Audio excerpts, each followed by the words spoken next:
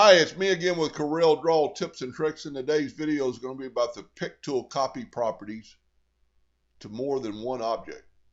I just did a video just last night on this, but I'm going to add where you can do it more than one object, and we're also going to use the pick tool to power clip.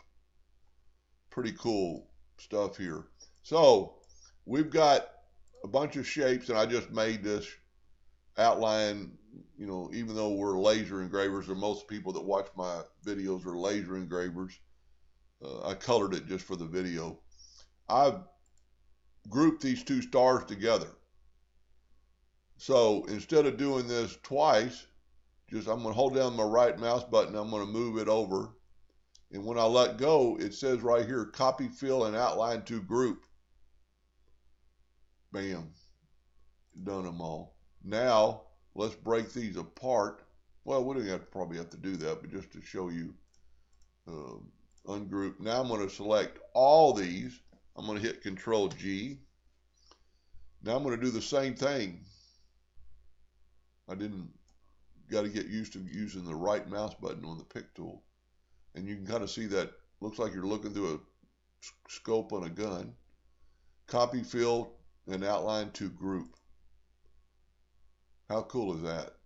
Now with the same principle, normally to power clip this, whatever this is, into a star, you'd have to go up to Effects, Power Clip, hit, so there's 1 click, 2 click, 3 clicks.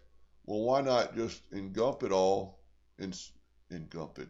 select it all, hold down your right mouse button, and you'll see that bullseye, and you can kind of see where you're going to put it, and then power clip inside with the click of a mouse. Don't have to do anything. You know, this is Effects, so there's 1 click, 2 clicks, 3 clicks to get there with your pick tool, and this isn't even grouped together.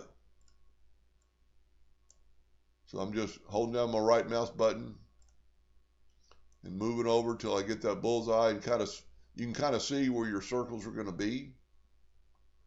Let's do like right there. Place inside, power clip inside. Anyway, pretty cool stuff. Hope that helped a little bit, and thank you for watching.